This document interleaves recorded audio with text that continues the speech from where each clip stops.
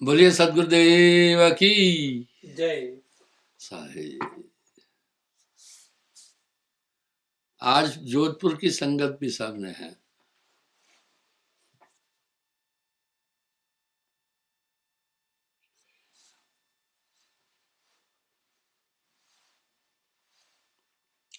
सत्यनाम सुब्रे मनमाई, जहवा रजनी वासर नहीं। अगर आप देखें तो सुमरन पर बहुत जोर दिया है। कबीर सुमरन सार है, दूजा सभई असार। चिंता तो सतनाम की और न चितवे दास, जो कोई चितवे नाम बिन वही काल के पास। आपको एक व्याख्या सुनाता हूं। एक मेरा शिष्य एक कॉलेज में लेक्चरर था। वो वहां के प्रिंसिपल, प्रोफेसर, लेक्चरर आदि सबको लेकर आश्रम आया। जब वहां बैठे उनकी मेरी कुछ बातचीत हुई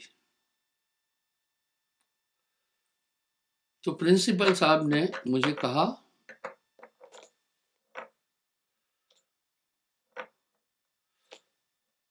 कबीर देखो, वो मुझे ऊट कर रहा था। कबीर पढ़े लिखे नहीं थे, जहां से आया वहीं से बोले। अक्सर कुछ लोग ऐसी धारणा रखते हैं।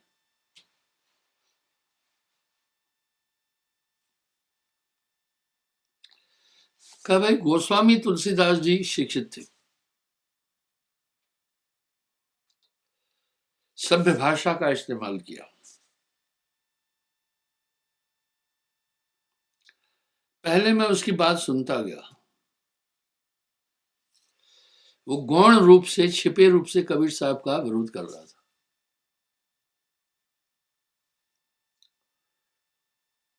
और गोस्वामी तुलसीदास जी का मंडन कर रहा था, कबीर साहब का खंडन।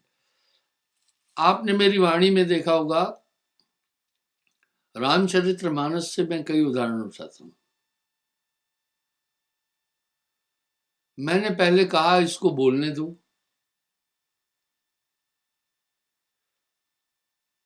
जब पूरा बोल चुका तब मैंने उनको उत्तर दिया। मैंने कहा, एक बात बताओ, आप कह रहे हैं कबीर साहब एक अपठित था। शास्त्राकारों को मैं धन्यवाद देता हूं, कम से कम वो ये लिख कर गए, आज से 620 साल पहले काशी के नरेश वीर सिंह बघेल ने कबीर साहब से दीक्षा ली थी। आप विचार करें तब कितनी छुआछूत थी। काशी हिंदू धर्म की राजधानी है। जैसे इस्लाम मुसलमान धर्मों की राजधानी मक्का मदीना है, ईसाइयों का यरूशलेम,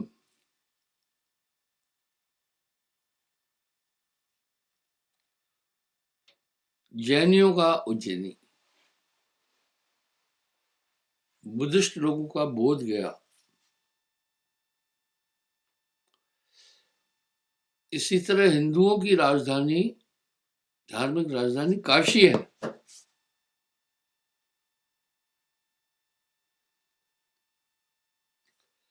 काशी का नरेश वीर सिंह बघेल, जहां विद्वान और पंडितों का वास, वो राजा आज से 620 साल पहले कबीर साहब से दीक्षा लिया।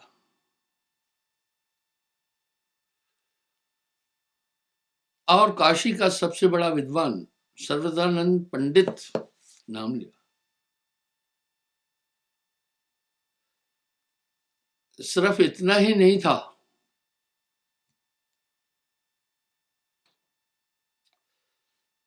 अवध का नवाब, अवध के 17 जिले हैं यूपी में, कबीर साहब का शिष्य था।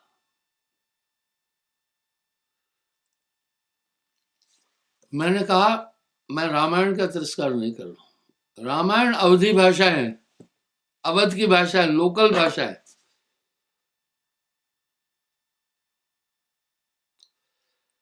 अगर आप भ्रमण करेंगे तो पंजाब में भी रामायण का प्रचलन नहीं है, क्योंकि यहाँ के लोग अवधी भाषा नहीं समझ पाते। जम्मू कश्मीर में भी प्रचलित नहीं है, लोग सतवाह करते हैं, जागृता करते हैं, रामायण पाठ नहीं होता है। इसी तरह आप गुजरात में भी जाएं तो रामायण पाठ नहीं होता है वहां, बंगाल में जाएं वहां भी नहीं होता है, दक्षिण भारत में भी नहीं होता है,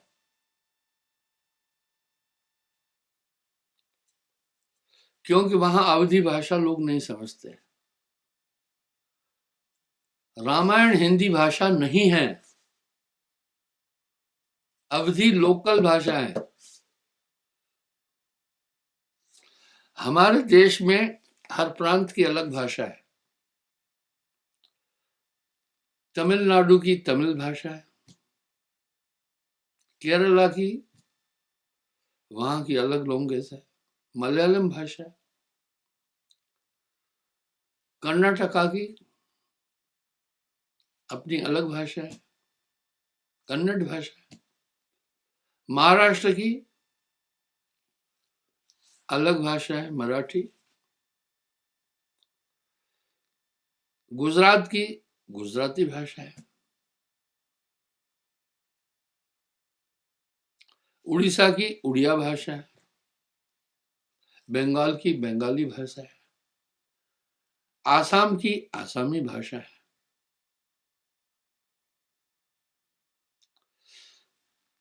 इस तरह अगर आप देखें, रामायण का प्रचलन राजस्थान में भी कम है। मैं रामायण का अपमान नहीं कर रहा हूं, बिल्कुल नहीं, लेकिन कबीर साहब के अनुयायी पूरे भारत में हैं। यही भाषा का कमाल था।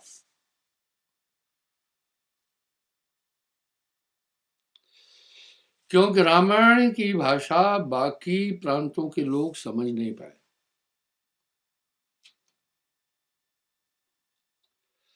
आप भ्रमण करके देखना, महाराष्ट्र में बहुत साहिब की भाषा को मानने वाले लोग, गुजरात में तो पूछो ही नहीं, राजस्थान में कहना क्या है, आप जोधपुर के, मध्य प्रदेश तो गढ़ है, यूपी की बात ही क्या है, बिहार क्या कहना, पंजाब, वाह क्या बात है, उत्तर प्रदेश कोई मुकाबला नहीं है, और हिमाचल में बहुत कबीरपंथी है, जम्मू कश्मीर में। मैंने कहा, उन्होंने कहा कि 600 साल पुरानी उस भाषा का, सदोकड़ी भाषा का क्या महत्व है। मैंने कहा सर्वकालिक भाषा है। दरअसल लोग हिंदी भाषा के धातु को नहीं समझते। सभी भाषाओं की जननी है संस्कृत। मैं विदेशों में जाता हूं, अंग्रेजी में भी संस्कृत भाषा है,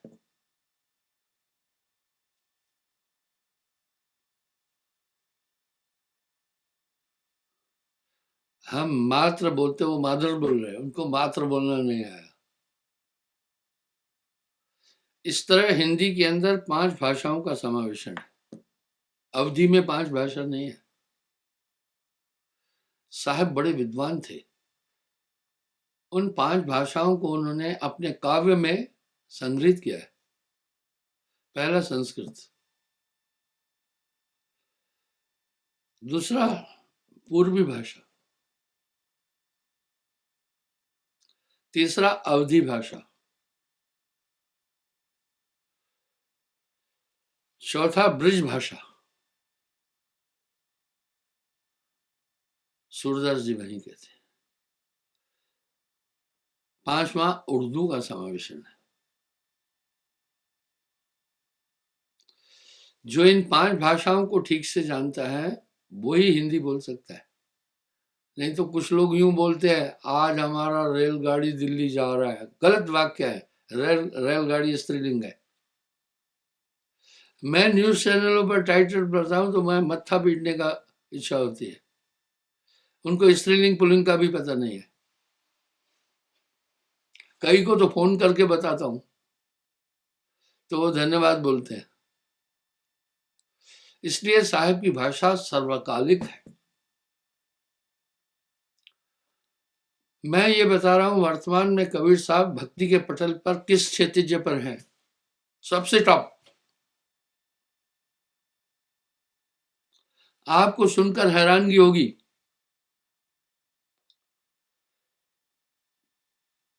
मैं ब्रिटेन में लिस्टर में सत्संग किया, वहां बहुत कबीरपंथी थे।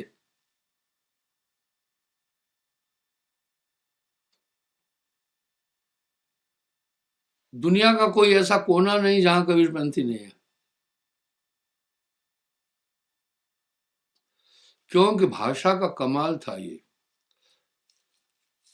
उस प्रिंसिपल को मैंने समझाया, अनाप शनाप नहीं बोला, तुम्हारी बुद्धि अनाप शनाप है। केवल नाम ज्ञान कबीर का वृले जन जाना। आइए हम चलते हैं, आप दूर मत जाइए। मैंने एक उदाहरण कई बार दिया है।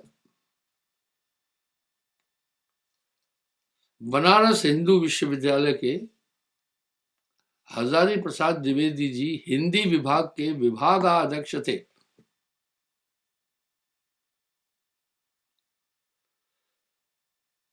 और बनारस हिंदू विश्वविद्यालय को भारत कहते हैं, पूरे भारत है वो क्या कह रहे हैं कबीर साहब के लिए, वो सुने। नूना दास कबीर ने बचा खुचा वो सुर, बीन बान तुलसी लिया अब बीने सुकूर।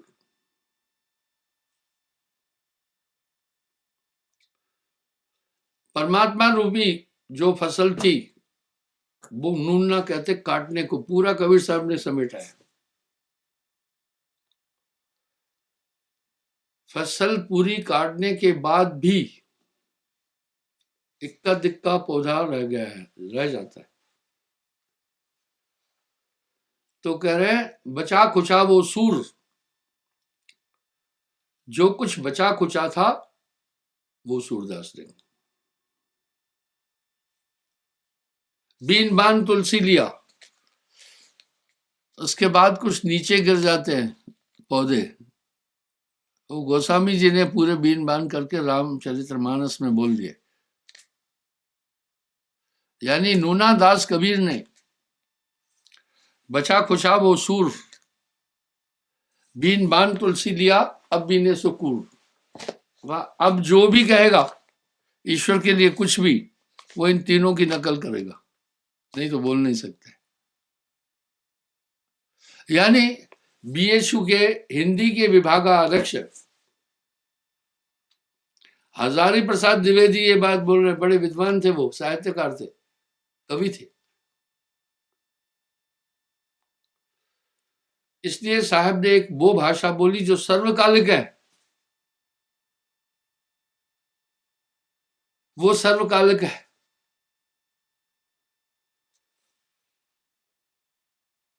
आइए, जोर किस पर दिया?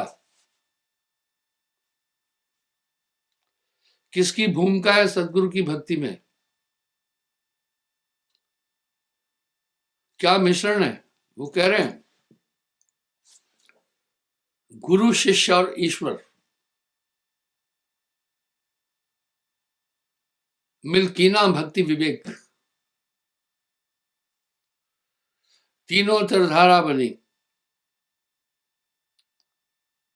आगे गंगा एक।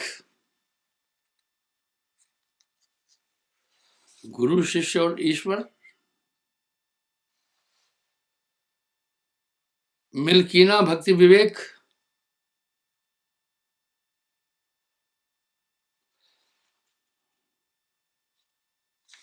वाह,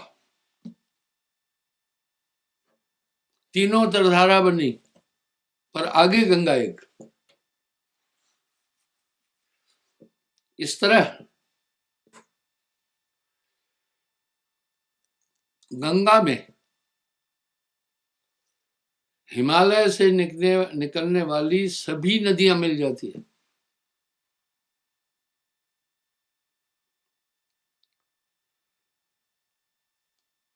दो नदियों को छोड़ो, नर्मदा वो अमरकंटक से निकलती,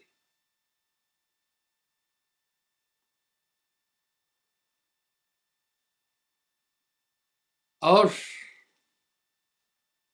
एक और नदी अरावली पर्वत से निकलती है। इन दो नदियों के अलावा जितनी भी नदियां गंगा में समाविष्ट होती है। इसलिए जितने भी परा अपरा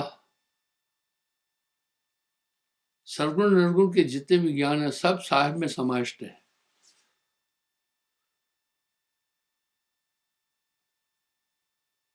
तभी तो कहा कबीर का गाया गाएगा, तीन लोक में मार खाएगा, कबीर का गाया बूझेगा तो अंतर्गत को सूझेगा।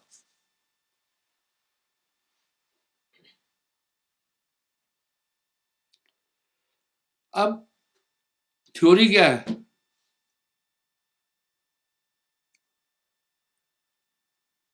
भक्ति की थ्योरी क्या है? नाम सत्य, नाम सच्चा, गुरु सत्य, गुरु सच्चा, आप सत्य जो होए तुम्हें भी सच होना होगा। तीन सत्य जब एक हो विश्व अमृत होए। आगे साहब शब्द में क्या बोल रहे हैं उसको जरूर समझना। गुरु शिष्य और ईश्वर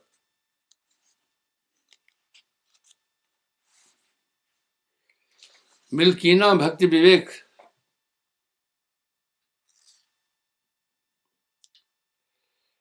गुरु शिष्य और ईश्वर मिल्कीना भक्ति विवेक तीनों तरधारा बनी, आगे गंगा एक कबीरा, आगे गंगा एक। अब देखेंगे गुरु सत्य कैसा, आप सत्य कैसा बने और ईश्वर सच्चा। नाम सत्य, गुरु सत्य हो, आप सत्य जो होए, तीन सत्य जब एक हो विश्व अमृत होए। साहब ने बड़ा स्पष्ट कहा, उनका ये दोहा उनकी स्पष्टता दिखाता है। घबरा खड़ा बाजार में, सबकी मांगे खैर, ना काऊ से दोस्ती ना काऊ से बैर। आगे क्या बोल रहे हैं? कहता हूं हेला, हेला कहते फरमान, गुरु का गुरु चेले का चेला। अब कह रहे हैं नाम सत्य गुरु सत्य हो, आप सत्य जो होए, तीन सत्य जब एक हो विश्व अमृत होए। इसका मतलब नाम सच्चा हो, गुरु सच्चा हो, आप सत्य जो होए, तीन सत्य जब एक हो,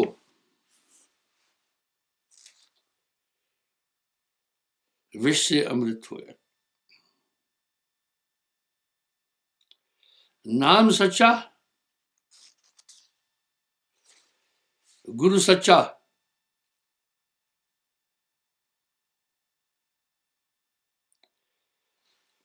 आप भी सच हो जाए,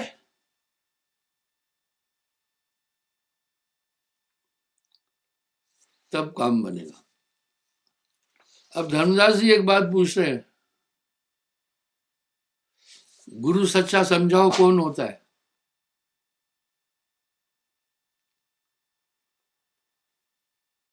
शिष्य सच्चा कौन है?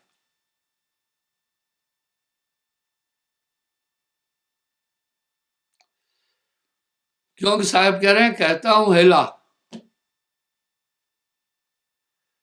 गुरु का गुरु चेले का चेला। अब नाम सत्य, पहले क्या कह रहे हैं, कोटि नाम संसार में इनसे मुक्ति न हुई। करोड़ों नाम है, इनसे मुक्ति होने वाली नहीं है। और क्या बोल रहे हैं, काया नाम सबे गौरावे, नाम विधे कोई बिरला पाए। इस 76 साल की उम्र में मैंने बहुत कुछ अध्यात्म में देखा। कभी कभी कुछ इतने शिखर पर पहुंचे महात्मा, धड़ाम से वो पाताल में समा गए। आप कहेंगे बड़े अच्छे तरीके से निंदा करते हो। नहीं, निंदा नहीं, निंदा निंदा सब कहे, निंदा न जाने कोई, जैसे को तैसा कहे वो भी निंदा ना हो। वो ऐसे विलीन हो गए कि जैसे 4 दिन की चांदनी फिर अंधेरी रात। दरअसल वो क्या थे, सब वो राजनीतिक प्रो थे।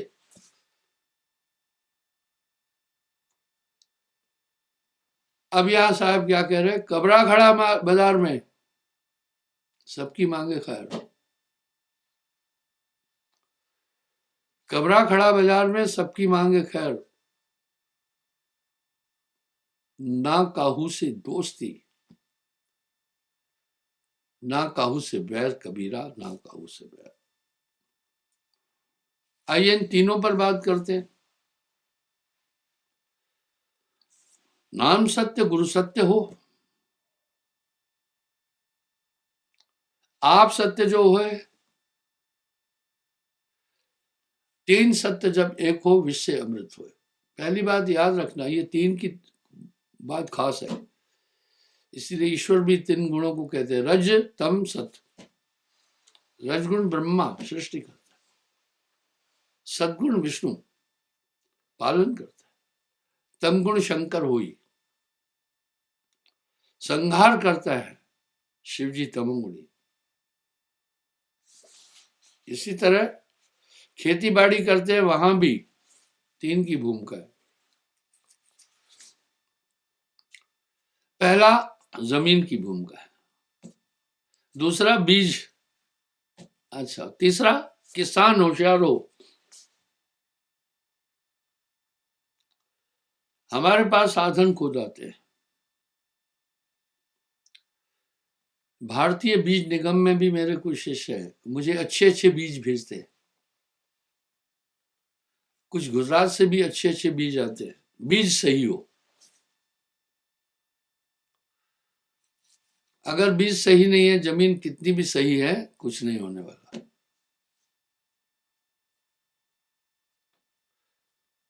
बीज सही होने के साथ जमीन भी सही चाहिए। भाई बीज अच्छा है और आपने रेत में फेंक दिया तो फुरफुटी नहीं हुआ। जमीन की भी भूमिका है। तीसरा किसान जानकार हो, होशियार हो। तीनों के योग से ही अच्छी फसल होगी। घर में भी 3 है, माँ, बाप और संतान।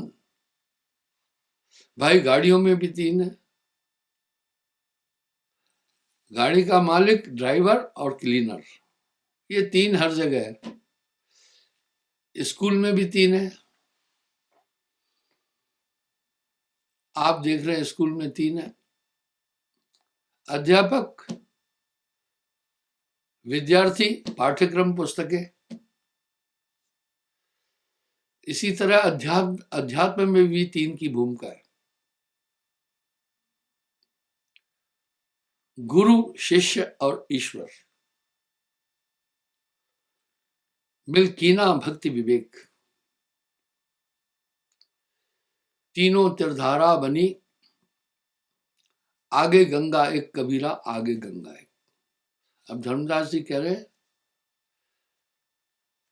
हे सदगुरु, अच्छा गुरु, पूर्ण गुरु, हम कैसे जाने गुणवत्ता क्या है? आप कह रहे हैं नाम सत्य गुरु सत्य हो, आप सत्य जो होए। बोला सुनो धर्मदास, गुरु के लक्षण कहता हूं, सुनो धीर चित्ता। भाई पारख है, आप हर चीज की पारख तो करते हो ना, सब्जी खरीदने जाते हो वहां भी पारख करते हो, ताजी है या नहीं, साइज ठीक है या नहीं, कुमलाई हुई तो नहीं है, हर चीज में आप पारख करते हैं। तो साहब पारख बता रहे हैं अच्छे गुरु। प्रथम निर्वासना, अब साहब धर्मदास को कह रहे हैं गुरु के लक्षण कहता हूं, सुनो धीर चितलाए। बोला मैं गुरु के लक्षण बोल रहा हूं, तुम ध्यान से सुनो। प्रथम गुरु निर्वास ना हो, विषय न करे। इसलिए साहब क्या बोल दिए, ग्रस्त गुरु कभी न कीजिए, इनको दूर ही से तज दीजिए। जाका गुरु है ग्रही, चेला ग्रही होए, कीच कीच के धोते मैल न जाए कोई। जब मैं ये बात बोलता हूँ लोग मेरा बहुत क्रिटिसाइज करते हैं, बोलते छड़ा छांड किसी ने लड़की दी नहीं, शादी हुई नहीं, तो कह रहा है कि भैया वो, फिर उदाहरण देते हैं फलाने की बीवी थी, ढिकाने की बीवी थी, ये था। अरे नहीं, हजारों जगह साहब ने ये लिख दिया, ग्रस्त गुरु कबहू न कीजिए। मेरा ये वाक्य लोगों को विचलित करता है, मेरा ये वाक्य विचलित करता है। दूसरा, गुरु निर्बंधन हो, नहीं तो ठगी करेगा, दान का पैसा घर पहुंचाएगा। गुरु हो निर्बंधन, उसका एक ही से रास्ता। तीसरा, गुरु सारग्राही, अपनी जीविका अपने उपार्जन से गुजारे। इसलिए महात्मा लोग अपनी खेती बाड़ी भी करते हैं, आश्रमों में साग सब्जी पैदा करते हैं, ये प्रथा चली। चौथा, अजाचक,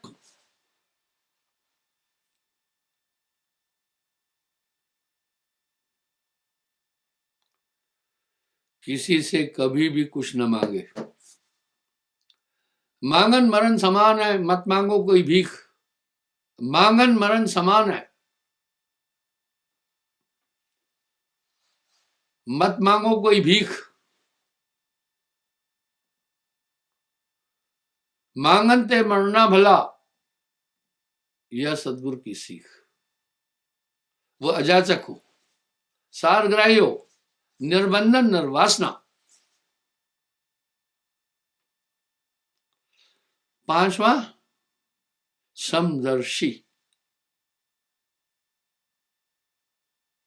वो सब में एक ही आत्मा देखने वाला हो, क्लास कास्ट कलर क्रीड से परे हो।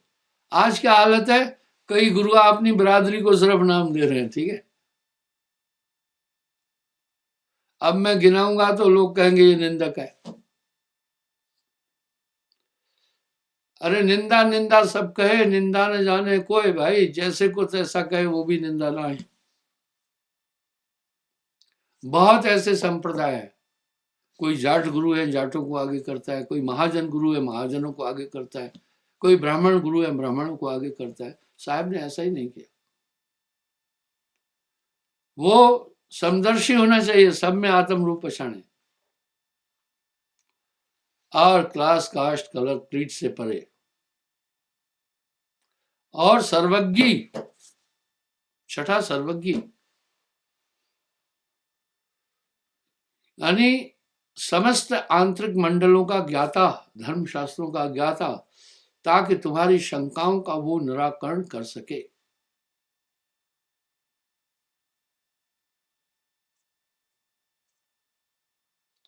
और सातवां ईश्वर निष्ठ परमात्मा में मिला हो। अब मुझे किसी ने पूछा, गुरुजी परमात्मा में मिला हो इसका मूल्यांकन कैसे करें? भाई बिल्कुल ठीक है भाई, अच्छे और बुरे का मूल्यांकन गांव ज्वार में हम कैसे करते हैं? अच्छे और बुरे का मूल्यांकन हम उसके गुण और दोषों के द्वारा करते हैं। जो ये 6 नियम पहले पालन कर रहा है वही कर पाएगा जो ईश्वर निष्ठ है।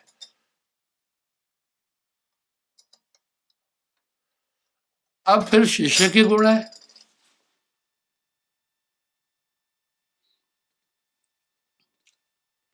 साहब बड़ा साफ साफ कह रहे हैं, कहता हूं हिला, गुरु का गुरु चेले का चेला, दोनों के लिए नियम बोले। पहला,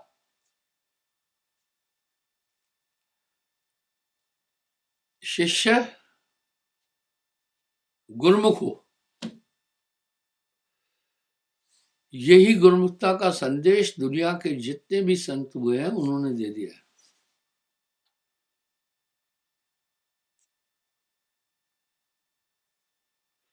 गुरुमुख क्या, जो गुरु ने नियम बताए उनका पालन करे। नानक देव जी ने भी फरमाया, गुरुमुख लाहा ले गए। गुरु को तजे भजे जो आना, ता पशुआ का फोकट ज्ञाना। और समर्पित हो।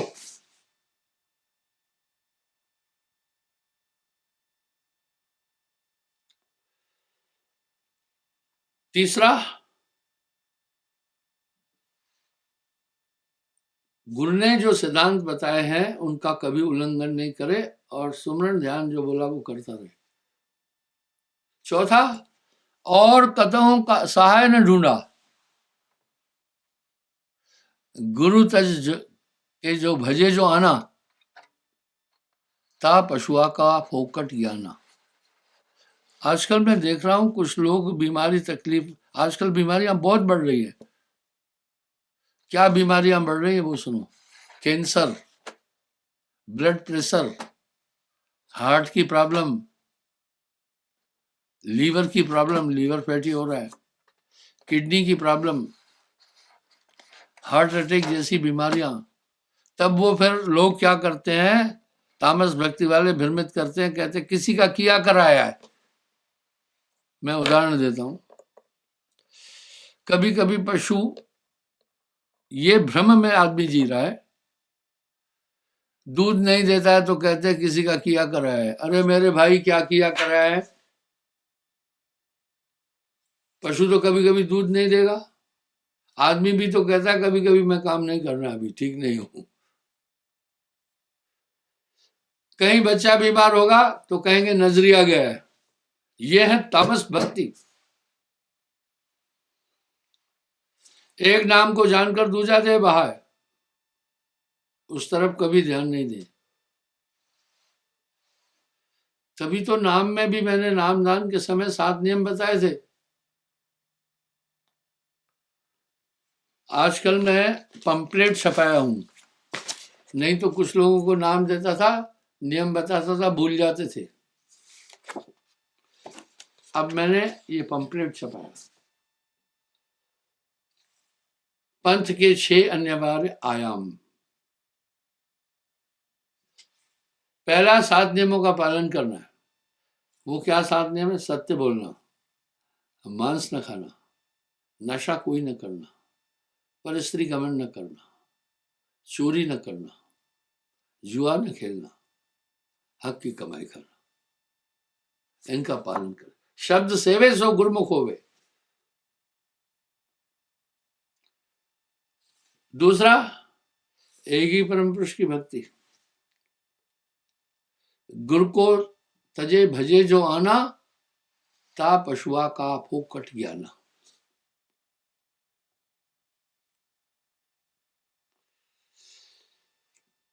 आइए मैं आगे बताता हूं।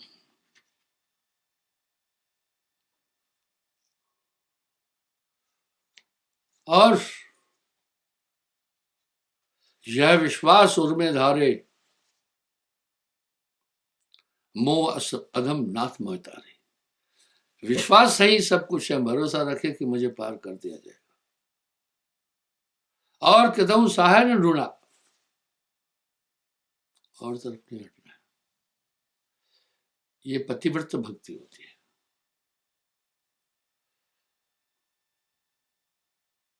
और ये भरोसा रखे कि मुझे अवश्य संसार सागर से पार किया जाए। कहत कबीर सुनो भाई साधु, मैं रहता विश्वास। बोलिए सदगुरुदेव की जय।